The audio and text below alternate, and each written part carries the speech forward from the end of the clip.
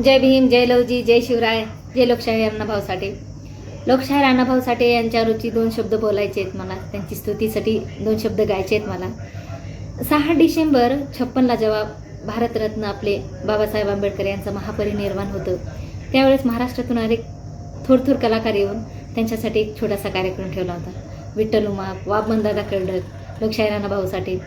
वामनदादांनी, विठ्ठल उमाप दादांनी अण्णाभाऊला एक प्रश्न विचारला की सगळ्यांनी थोडं थोडं काहीतरी आणलंय, साहित्य आणलंय, लिखाण आणलंय, तू काहीच केलं नाहीस, वही पण आणली नाहीस, काही गायलाच पण नाहीस, काय आहे? त्यावेळेस अण्णाभाऊनी एक 5-10 मिनटं एक वही पेन घेऊन 5-10 मिनटं शांत बसले आणि जे लिहिलं ते अख्खा महाराष्ट्र या गीताने गजबजून गेला. अख्ख्या महाराष्ट्रात कान्याकोपऱ्यात लोकांना कळून चुकलं की एक मांगाचा माणूस जो की लोकशाहीर अण्णाभाऊ साठे यांनी बाबासाहेबांवर जे गीत लिहिलं ते पूर्ण महाराष्ट्रात गजबजून गेलं. त्यावेळेस असं हे सुंदर त्यांनी गीत बाबासाहेबांना अर्पण केलं होतं. हे गीताचे बोल मला वाटते मागास समाजातील माझ्या बांधवाच्या नीट लक्षात येत नाहीत. हे गीत बाबासाहेबांसाठी अण्णाभाऊंनी लिहिले. आज माझ्या समाजातले काही अर्धे म्हणजे ज्यांना कळतंय, शिक्षण घेतात, असे आड येत नाहीत, पण ज्यांना निवळच कळना गेलंय असे काही बांधव माझे बाबासाहेबांच्या विचारांना, त्यांच्या समाजाला आड येण्याचा प्रयत्न करतात, जे की त्यांना म्हणजे कसं झालंय दादांनो, दिशाभूल होते माझ्या बांधवांची, माझ्या समाजाची. मला या गोष्टीचं खंत वाटतंय म्हणून आजचा मी व्हिडिओ बनवलाय. मी विशिष्ट बाबासाहेबांवर भर देते का हा प्रश्न मला बऱ्याचदा विचारला जातो.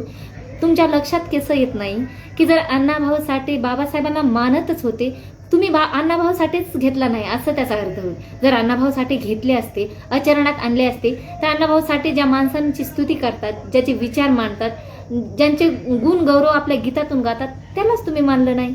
म्हणजे अण्णाभाऊच आपण अजून अर्धाच घेतला. त्याच्यामुळे नुसता घरात फोटो लावण्यानं किंवा बाहेरचा रोडावर जाऊन आरडण्यानं ह्याला अर्थ नाही. अण्णाभाऊ साठेंनी बाबासाहेबांची 2 ओळीत केलेली स्तुती अख्खा महाराष्ट्र वेडा झाला होता ह्या गाण्याला. बंधूंनो, दिशाभूल झाली माझ्या समाजाची. तुम्ही सांगाल की तू कोण सांगणारी? मला बऱ्याच त्या घाण शिव्या आल्या. मला काही वाटत नाही या गोष्टीसाठी. मी तर म्हणते ना, अशा महान माणसासाठी, बाबासाहेब आंबेडकरांसाठी मला 6 महिने जेल बी भोगला तरी मला काय वाटायचं नाही. मी जेलात पण लिखाण करेन आणि जेलात पण गायन करेन. मला काय वाटत नाही या गोष्टीचं. दादांनो, ज्या माणसामुळे आज आपण ह्या समाजात श्वास घेऊ शकता, इतर गोष्टी राहू द्या, गाडी, बंगला, पैसा, पाणी हे तर गाण्यात सांगतच मोठमोठे कलाकार, हे जाऊ द्या, पण मेन म्हणजे तुम्ही श्वास घेताय. थुंकण्यासाठी गाडगं गळ्यात होतं, पाठीला झाडवा, पाठीला नव्हतं बरं का, विशिष्ट ठिकाणी होता. मी म्हणू शकत नाही असं, राग येईन माझ्या बांधवाला. तो झाडू आणि गाडगं काढलाय, अजून काय करायचंय? तुला श्वास घ्यायला मुभा दिली तरी पण उलटायचंय महागारी.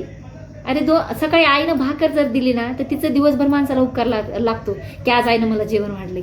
तुम्हाला जेवण नाही, जीवन दिलंय, त्याचे उपकार मानायचे सोडून उगाच काही कोणाचं भरकुटून जाऊ नका पिल्ले हो.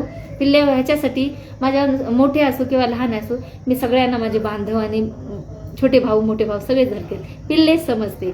मी बाबासाहेबांच्या विचाराची इतकी वेडी आहे, इतके त्यांचे विचार माझ्या दिमागात, माझ्या नसात, माझ्या चिल्ले पिल्लेला, माझ्या घरात, माझ्या सासूना, सगळ्यांना मी ह्या गोष्टीने वेड करून टाकलंय. आणि विशेष भर घेतलाय ह्या गोष्टीसाठी की मला भरपूर करायचं बाबासाहेबांसाठी.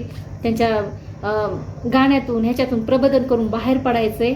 कारण ही तळमळ मी आता थांबवू शकत नाही आणि माझा समाज मागं पडतो, ह्या गोष्टीची खंत वाटते मला.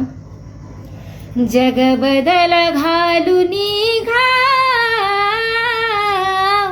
सांगून गेले मला भीमराव.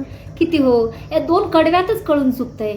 मग अण्णाभाऊला मानताय तर मग बाबासाहेबांना विरोध का नका करू. धोबीचं कुत्र घरचं ना घाटचं असं होण्याच्या आधी सावध व्हा बांधवांनो. शिका, सवरा, शिक्षणाच्या जोरावर, शिक्षणाच्या अधिकारावर, मोठमोठ्या डिग्र्यावर नंतर भांडा.